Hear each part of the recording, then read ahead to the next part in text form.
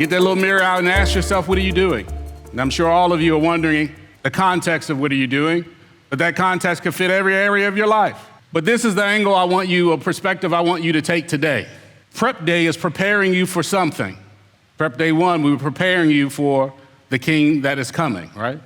Prep day 2, we were telling you that your excuses that you have for not being prepared are your excuses. Nobody's interested but you. Nobody really cares about them but you, because the excuse is for you.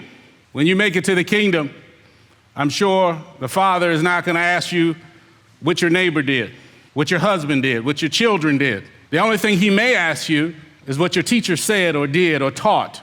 And I think he would more ask that to the teacher when the teacher turn comes before he gets to stand before him, not really you, but we know that the teacher holds a double judgment. So being behind this desk is a very sacred opportunity. In marriage, we talked about wisdom, knowledge, and understanding, and how to go from understanding to gain knowledge, seeking to understand so you can gain knowledge. And through seeking to understand, gaining knowledge, wisdom will help you fight a good fight. Not just in your marriage, in any area of your life. So we need to be seeking ultimately in all areas of our life, in this case, the war that's raging between our flesh, our heart, and our head. We need to understand and get wisdom. Ultimately, we need to understand so we can gather knowledge, right? Remember, knowing the relationship, establishing a relationship. So then we can gain wisdom to figure out how to fight this thing within us. I looked up slumbering because it's so close to sleep, so intertwined with lazy.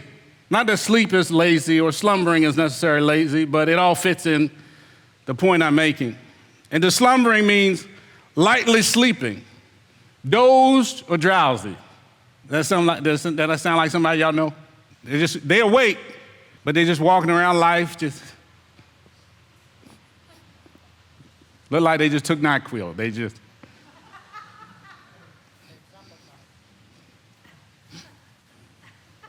They sit in service, they lightly sleeping. They lightly, hands folded. They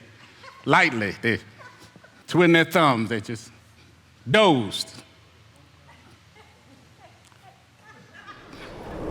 What are you doing? Your life is falling apart. You're hungry, ain't got no job, ain't trying to find no job, but you lollygagging around. Life is too short. We in a war. Ain't nobody got time to play with you. You walking around being busy and everybody else's business and your life a wreck. Then you call me, want to know what I think. You know what I think? Do you want to know what I think? What are you doing? That's what I think. Well, can you help me, elder? Can you help yourself? Are you working on helping yourself, or you just want it to happen miraculously because Abba does what he does, and he does some miraculous things, and I'm sure he's done some miraculous things in all of our lives. But it took us doing something to get to that miraculous place. It didn't just happen by osmosis because you just lollygagged, slept and slumbered, and just thought it was just supposed to fall in your lap. You know, when people call the ministry, I work best with the ones that come with the solution or an idea of a solution. I really struggle with those that come with nothing. You mean I got to think for you and me? I mean, you ain't bring nothing to the table, but you want me. What do you think? Did you pray? Have you prayed? No, I just thought I would call you for you to pray. What are you doing? And then get mad at me. Somebody got mad at me because I said I'm not praying for you. Yeah, I said it. Not for them. I'm not going to pray for what they wanted me to pray for. Does that sound better? Which included them. They messed it all up. I ain't praying for you. Elder, I don't understand. You just explained to me what you asking me to pray for you for that you ain't prayed for. I'm not praying. What I will do is I'll ask the Father, because that's what praying is, right?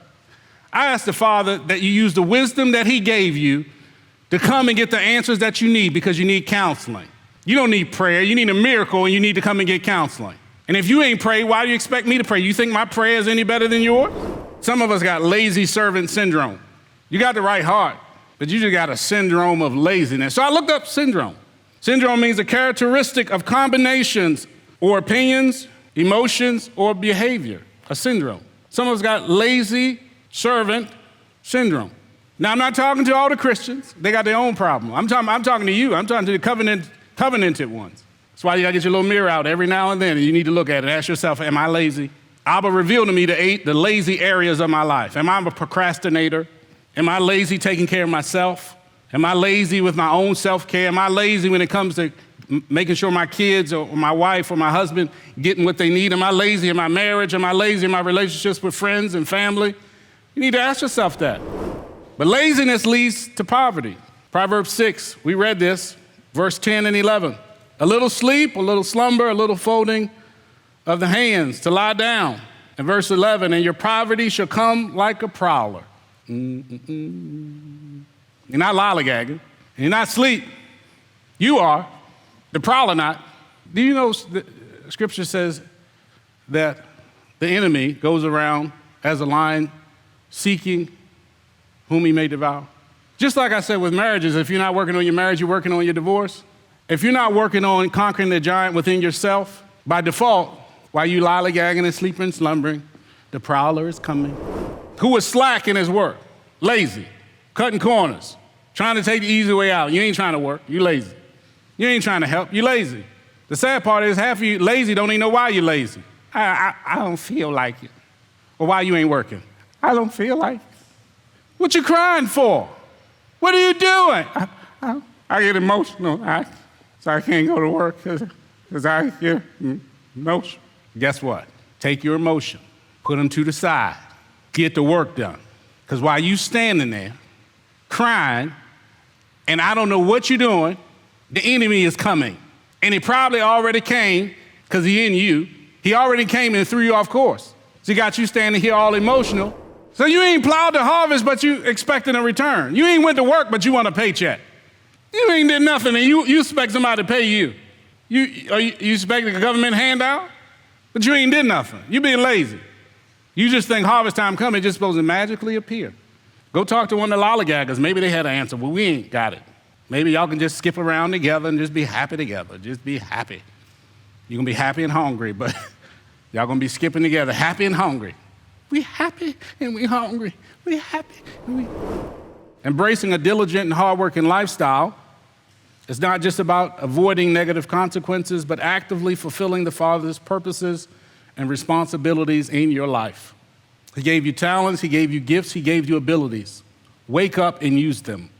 Stop waiting for somebody else that got to identify your gift or your talent or your abilities. Use them. We'll see them if you use them. You don't have to tell nobody about it. If you use them, we'll see them.